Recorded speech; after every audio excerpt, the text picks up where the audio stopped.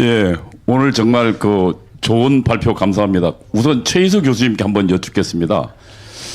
지금이 사실은 그 토크빌이 미국의 민주주의에서 이야기했던 다수 폭정의 상황인데 국회 독재가 지금 횡행하고 있고 그리고 국회 독재를 통해서 사실은 국정을 무력화하고 있는데 그 수단이 지금 현재 그 탄핵이 통과되자마자 직무 배제되는 거거든요. 그러니까 여기에 우리 같은 경우는 거의 따져보지도 않고 바로 그러니까 공무원이 직무 배제됨으로써 그 다수를 그 독점한 야당이 실제로 그 정부를 무력화시키는 그 수단으로 사용되고 있거든요.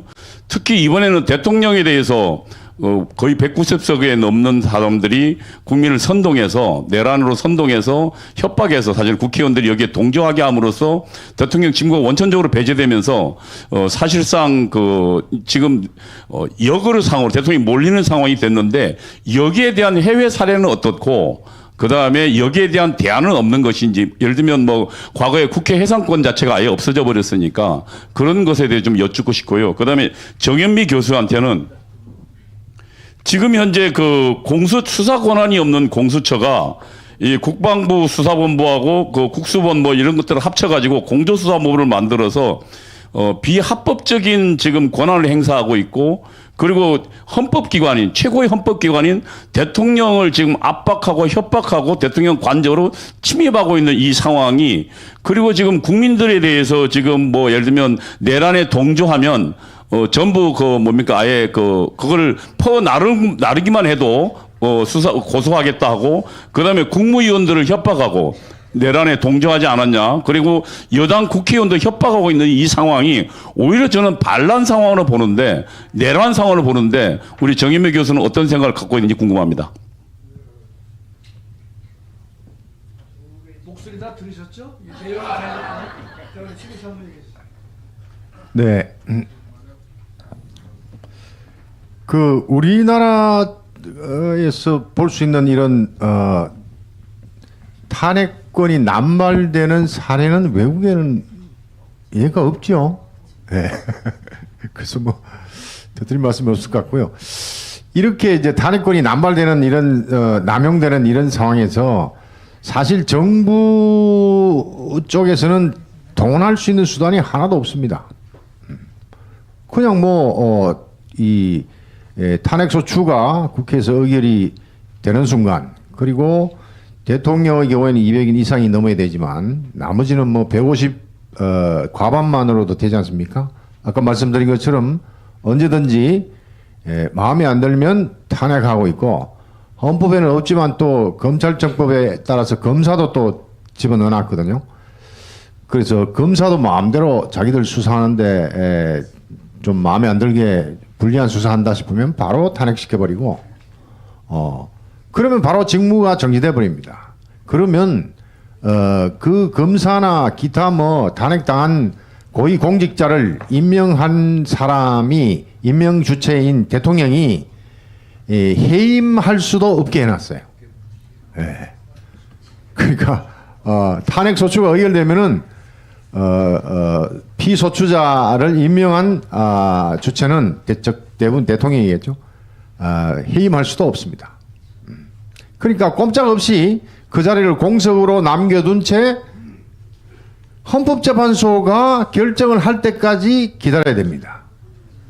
그 결국 헌법재판소가 그러니까 유일한 제가 발제문에 적었습니다만 유일한 탄핵에 대한 견제기관은 헌법재판소밖에 없습니다. 사실 이런 식으로 남 탄핵을 막 사용하면 옛날 같으면 대통령이 해산시켜버리면 되죠. 그래서 대통령의 국회 해산권이 존재했다면 탄핵권을 이렇게 함부로 사용하지도 않았을 겁니다. 해산당할까 두려워서. 예. 그래서 이게 이제 약점이고요. 그래서 헌법재판소 역할이 중요하다는 겁니다. 헌법재판소가 안 해주면은 이거 뭐 방법이 없어요. 정부가 지금 대통령 없고 국무총리 대통령 대행인 국무총리 없고 지금 대행의 대행이 지금 국정 수반이 돼서 지금 나라가 지금 운영되고 있는 이런 이상한 상황이지 않습니까? 예. 그래서 제가 뭐 헌법재판소에 구체적으로 뭐 어떻게 하라 이거는 제가 좀 조심스럽고요.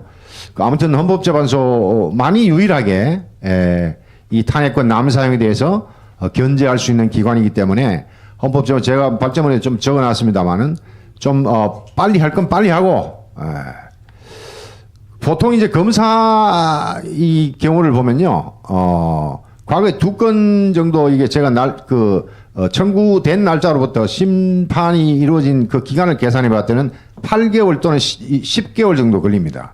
예.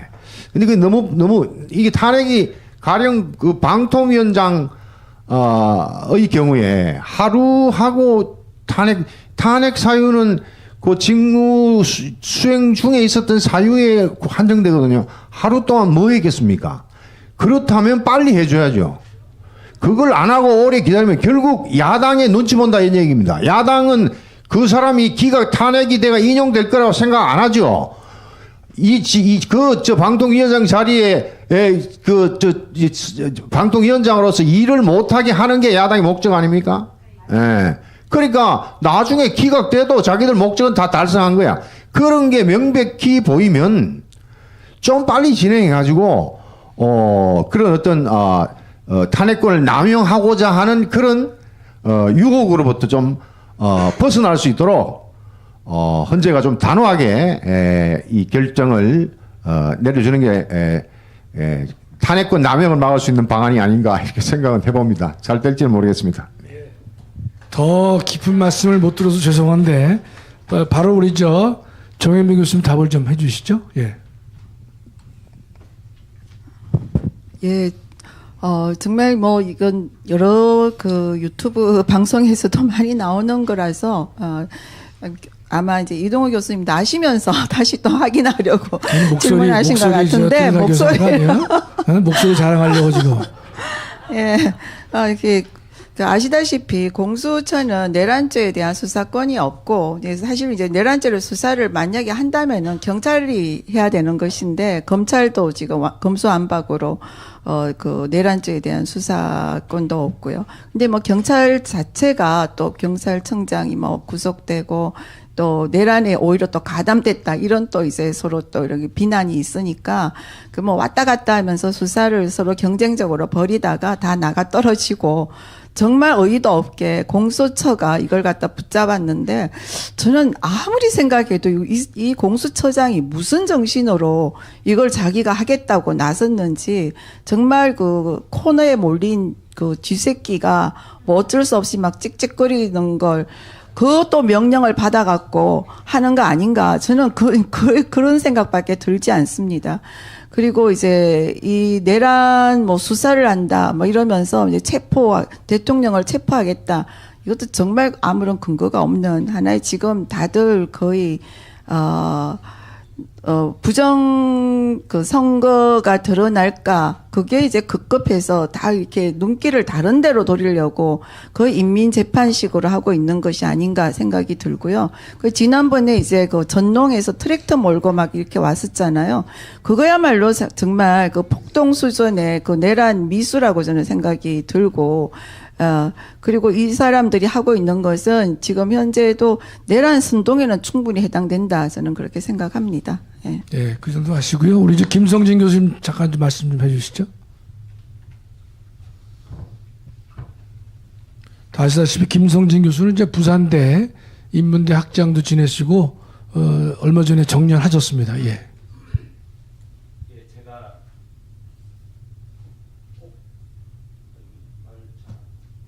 예. 지금 같은 교수로서 너무 안타까워서 제가 꼭 말씀을 드리고 싶었습니다. 김근식이라는 자가 있어요. 송파병 국민의힘 지구당 위원장입니다. 그런데 이 자가 방송에 나가가지고 뭐라고 했느냐면 지금 지지율에 취해서 윤석열을 지지하면 보수 전체가 괴멸하는 것이다. 이런 말도 안 되는 개소리를 했어요. 뿐만 아니라 그 지지율에 취해서 전광훈 목사에게 고개를 숙인다. 이런 말을 했습니다.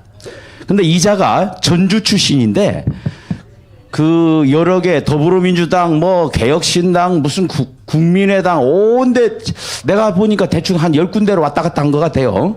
그래서 최근에 와서 국민의힘 뭐 그 출마를 했었는데 이런 자가 아까 우리 김학성 학장 말씀하신 대로 그 갈대에 붙어 있는 메뚜기 같은 놈입니다. 그런데 제가 그 요즘 상황을 보면서 같이 한번 말씀을 나누고 싶어요. 내란을 주장하는 이자들이 내란이다. 이거는 분명하고요. 그런데 우리가 현장에서 배신자 노래를 많이 부르는데 저는 이 말에도 거부감을 느낍니다. 그들은 배신자가 아니라 반역자들입니다. 정확하게 해야 됩니다. 그래서 이 부분을 형법적으로 가능한지 모르겠고 마지막으로 제가 같은 교수 입장에서 저런 김근식 같은 저 메뚜기 같은 자가 설치는 것이 너무 안타깝기 때문에 우리가 늘 얘기합니다. 4.19를 얘기하지 않습니까? 4.19의 결정적인 분기점이 된 것이 교수들의 행진이었어요. 그래서 저는 이 자리를 빌어서 이 방송을 보는 분들에게 전국 교수회의를 좀 교수대회를 열고 싶다. 이 말을 꼭 전하고 싶은 겁니다. 주변에 얘기를 해 주십시오. 이럴 때 교수가 나서야 되는 것이지 김근식 같은 자가 뭐 개소리 멍멍하는 소리를 해서는 안 되는 거 아닙니까? 그래서 주변에 교수님들 계시면 여기 자교무도 있고 또 정교무도 있고 여러 단체들이 있는데 뜻을 모아다 보면은 자연스럽게 저 메뚜기 같은 교수들, 저 인간들, 저런 인간들한테 확실하게 자유와 정의를 사랑하는 교수들이 대한민국에 이렇게 있구나라는 것을 알리고 싶다. 그런 말씀을 드리고 싶습니다. 예, 감사합니다. 그러니까 우리 김성진 교수님이 제안하신 내용은 뭔가 하면 사기, 탄핵, 규탄 전국 교수대회로 한번 하자. 그런 이제 말씀을 해 주셨어요. 저희 적극 추진해서 정말 이 썩어져가는 대한민국을 구해야 되겠죠. 이 김근식이는 제가 그 인간이 있는 데가 이제 송파병에 살고 있습니다. 근데 하여튼 그 인간은 다음에 절대로 그건 정치에 발붙이지 못하게 하려고 하는데 마지막으로 우리 김병진 교수님 질문 하나. 예, 죄송합니다. 이 사회자가 좀 질문해서 좀 뭐합니다만 아주 중요한 질문입니다. 지금 우리 다 아시다시피 헌법재판소 아까 최희수 교수님 말씀을 했는데 헌법재판소가 지금 불량합니다. 불량해서 도저히 지금 상태로 가다가는 소위 권력을 잡은 이 메뚜기 같은 세력들한테 우리 자유시민들이 위태로울 수 있는 가능성이 있습니다. 그래서 아까 지적하신 국민저항권, 이 상식적으로 얘기해서 국민저항권 하면 이제 세금 같은 거 안 내고요. 실력 행사에 들어가는 겁니다. 사실은 불법, 무법 이런 거 좀 따지지 말고 우리가 할 수 있는 것, 예컨대 헌법재판소 위원들 출퇴근 못하게 막는 것도 하나의 방법이 되지 않겠습니까? 거기에 대해서 국민저항권을 우리가 어떻게 행사할 수 있으면 좋을지 거기에 대해서 한 말씀만 좀 듣고자 하겠습니다. 예.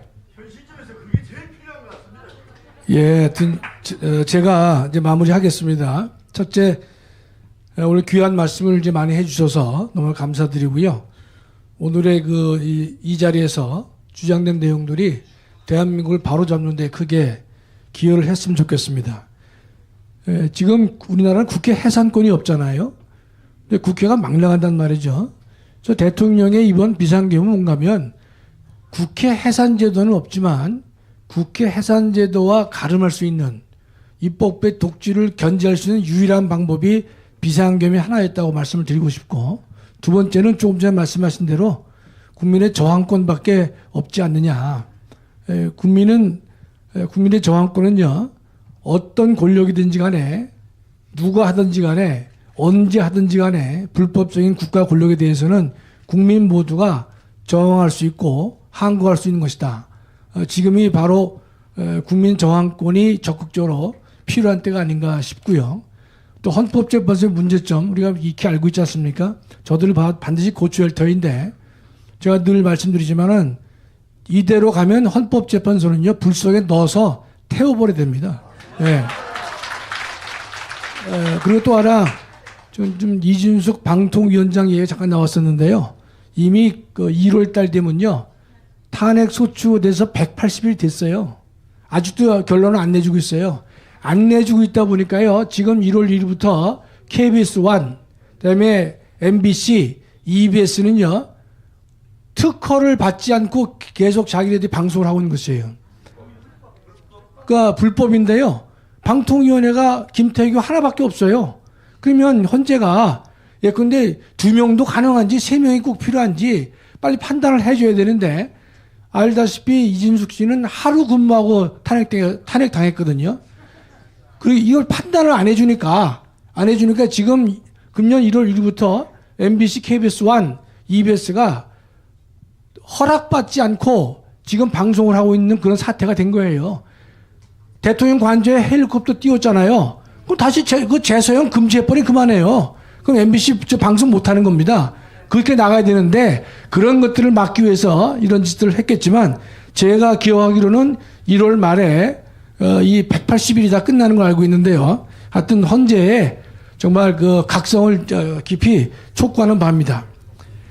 제가 이제 매주 광화문에서 연설문을 제가 써서 발표하는데 참 힘들어요. 힘든데 그래도 애국 동지들의 그 희생과 눈물과 그 또 분노가 있었기 때문에 열심히 해서 한 자리라도 도움될 수 있도록 하자 이렇게 제가 하고 있는데 아마 저는 이런 생각을 해요. 후대 역사가들은 2024년과 2025년에 대한민국에 이재명의 반란, 이재명의 난이 있었는데 그것이 국가 권력과 또 시민 국민들의 힘에 의해서 제압됐다. 이렇게 기록되지 않을까 싶어요. 또 보면 후세 그 역사가들은 초기에는 반란군이 힘을 얻었지만은 그러나 광화문에 전광훈 목사님을 중심으로 한 애국 세력들이 그 희생과 눈물을 가지고 하나씩 반격해 나감으로써 이 사태를 제압할 수 있었다. 그래서 그 사건을 이재명의 난을 제압할 수 있었기 때문에 대한민국은 자유통일 국가가 될 수 있었던 것이고 대한민국은 G2 국가까지 발전할 수 있었다라고 후대의 사가들이 기록할 것으로 저는 확신하고 있습니다. 자, 여러분 지금 대통령의 지지율이 46%, 예전에 박근혜 대통령 때는 4%에 그쳤지만 46%, 제가 볼 때는 이제 곧 50%를 넘지 않을까 싶은데 그것이 가능하게 된 이유는요. 광화문에서 많은 애국 국민들이 모여서 분노를 나타냈고 눈물을 나타냈고 기도했기 때문에 그것은 들불같이 번져 나갔습니다. 또 최종적으로는 대한민국 전체에 번져 나가야 될 것이다라고 믿고 있어요. 이것만이 대한민국을 지킬 수 있는 유일한 버팀목이 아니겠는가 생각을 하고 있고요. 지금 일부에서 보면 국민의힘의 인간들을 보면 광화문 집회에 안 나오려고 그래요. 그러면서 지네가 그러면 사람을 모으기는 합니까? 할 줄도 모르는 인간들이 저 자존심, 그 자존심도 아닌데, 그 10원짜리도 안 되는 자존심인데, 그 사람은 니네들이 한번 모여봐라 그랬더니만 모이지도 못해요. 그럼 나와서 그런데 그 전 목사님이 주도하시는 광화문 애국세례에 나와서 연설도 좀 하고 힘도 좀 실고 해준다면 비상시기에는 평소에 친서관계가 중요하지 않지 않습니까? 더 가장 큰 대의를 위해서는 모두가 하나가 돼야 되는데 제가 볼 때 그래도 광화문 애국세력들이 정말로 많이 모여서 이 의로운 분노를 표출하고 있고 앞으로 하리라고 보기 때문에 반드시 이 싸움에서는 승리할 것이다 믿습니다. 마지막으로요.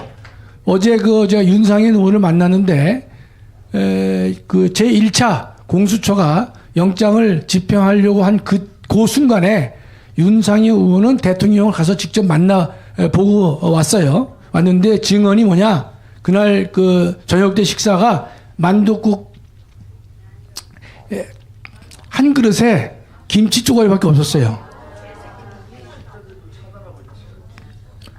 식자재 반입이 어려워가지고 제가 만들어낸 게 아니라 윤상현 의원이 직접 현장을 목도하고 이야기를 했는데 만둣국 한 그릇에 김치밖에 없었다는 것이에요.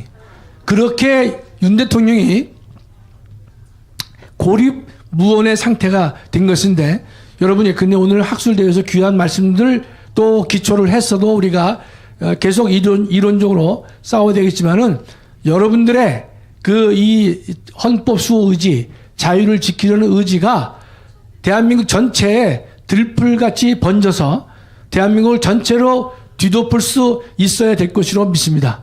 여러분 바쁘신데 참석해 주셔서 대단히 감사하고요. 오늘 발제와 토론을 해주신 우리 세 분 교수님과 한 분 변호사님께 진심으로 감사를 드립니다. 모든 순서를 다 마치도록 하겠습니다. 감사합니다.